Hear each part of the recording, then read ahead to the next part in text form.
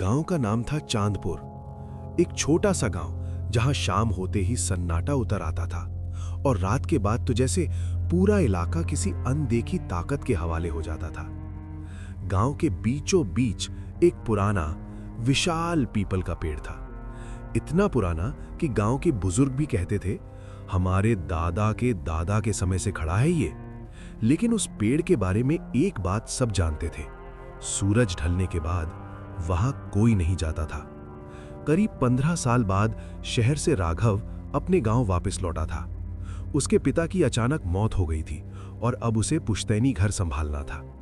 गांव में कदम रखते ही उसे एक अजीब सी घुटन महसूस हुई, जैसे हवा में कुछ भारी था, कुछ अनकहा। उसकी दादी दरवाजे पर खड़ी थी। उनकी आंखों में खुशी कम और डर ज्यादा था। रात को बाहर मत निकलना, उन्होंने बस इतना कहा। राघव हंस पड़ा। दादी, अब मैं बच्चा नहीं हूँ। लेकिन दादी ने उसकी आंखों में देखते हुए धीमी आवाज में कहा, वो अब भी वही है, पीपल के नीचे, जो जिंदा है। उस रात गांव में अजीब सन्नाटा था। राघव अपने कमरे में लेटा हुआ था। अचानक खिड़की पर किसी के नाखून रगड़ने की आवाज आई। उसने सोचा कोई बिल्ली होगी, लेकिन फिर वही आवाज, इस बार और साफ, जैसे कोई खिड़की के बाहर खड़ा होकर अंदर झांक रहा हो। राघव ने धीरे से खिड़की खोली। बाहर कोई नहीं था, लेकिन दूर पीपल के पेड़ के नीचे उसे लगा जैसे कोई सफेद साया खड़ा है। पलक झपकते ही गायब। अगले दिन राघव ने गांव के सबसे बूढ़े आदमी कालीचरण बाबा से पूछा।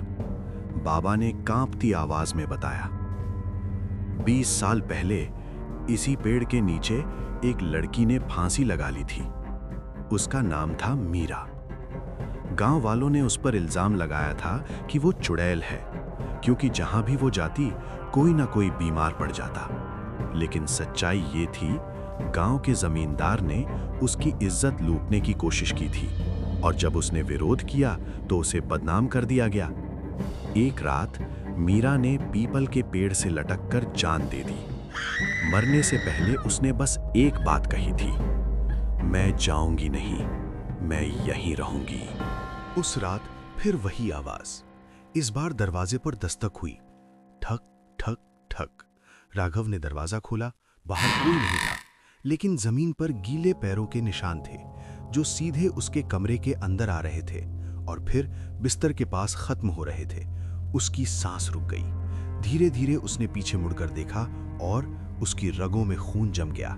कमरे के कोने में एक लड़की खड़ी थी, बाल चेहरे पर गिरे हुए, गर्दन एक तरफ झुकी हुई, आंखें पूरी तरह सफेद और होठों से सिर्फ एक शब्द, क्यों आए वापस। राघव को अचानक अपने पिता की मौत याद आई। उनकी लाश भी उसी पीपल के पेड़ के नीचे मिली थी। सबने कहा हार्ट अटैक, लेकिन उनके चेहरे पर जो डर था वो किसी दिल के दौरे का नहीं था। वो डर किसी चीज को देखने का था। राघव को शक होने लगा, क्या उसके पिता का इस कहानी से कोई रिश्ता था? पुरानी डायरी खंगालने पर उसे एक सच मिला। उसके पिता उसी जमींदार के बेटे थे जिसने मीरा के साथ जुल्म किया था। उस रात तूफान आया, बिजली चमकी, गांव अंधेरे में डूब गया। राघव को लगा जैसे कोई उसे घर से बाहर खींच रहा है। उसके पैर खुद ब खुद पीपल के पेड़ की तरफ बढ़ने लगे और वहां मीरा खड़ी थी।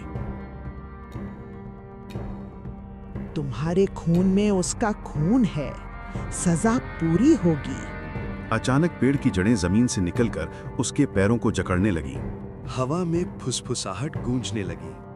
न्याय, न्याय, न्याय। राघव चिल्लाया।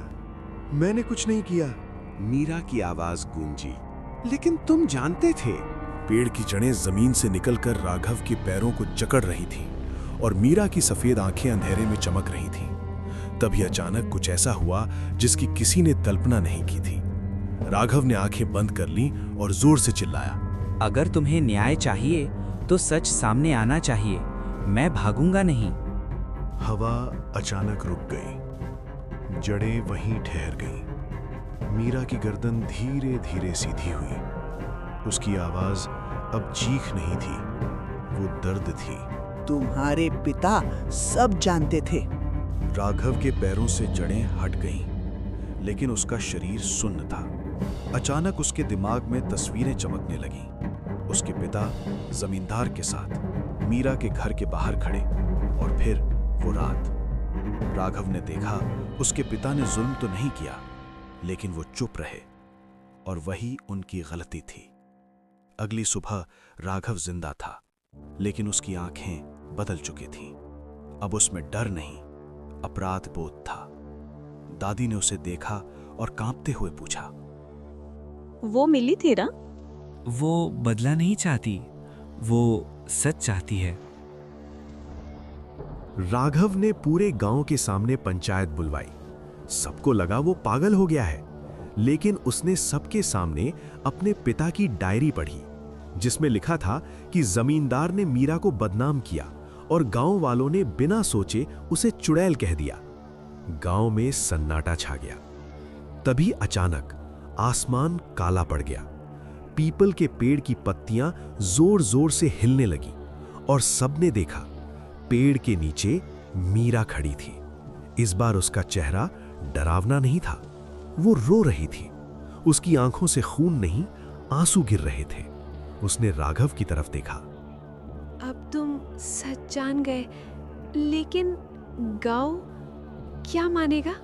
उस दिन के बाद गांव में अजीब घटनाएं शुरू हो गईं। जो लोग मीरा को सबसे ज्यादा बदनाम करते थे, उन्हें रात में कोई उनके कान में फुसफुसाता, झूठ क्यों बोला। उनके घर की दीवारों पर नाखूनों के निशान उभर आते, बर्तन अपने आप गिरते, आईने में पीछे कोई खड़ा दिखता, लेकिन मुड़ने पर कोई नहीं होता। राघव को समझ आ गया, मीरा की आत्मा अब शांत नहीं होगी जब तक सब सच कबूल न करें। एक रात वो अकेला पीपल के पेड़ के नीचे गया। मैं तुम्हें मुक्त करूंगा। मीरा सामने आ गई। तुम्हें इसकी कीमत चुकानी होगी। मेरी जान? नहीं, तुम्हें मेरे साथ जीना होगा। उसने मुस्कुराया, और वही मुस्कान सबसे डरावनी थी। अगली सुबह गांव वालों ने देखा राघव बिल्कुल सामान्य था, लेकिन कुछ बदल गया था। अब जब भी वो बोलता, कभी कभी उसकी आवाज दो आवाजों में गूंजती। उसकी परछाई कभी कभी उससे अलग हिलती, और रात में पीपल के पेड़ के नीचे अब सिर्फ एक साया नहीं दिखता था, दो साए खड़े रहते थे।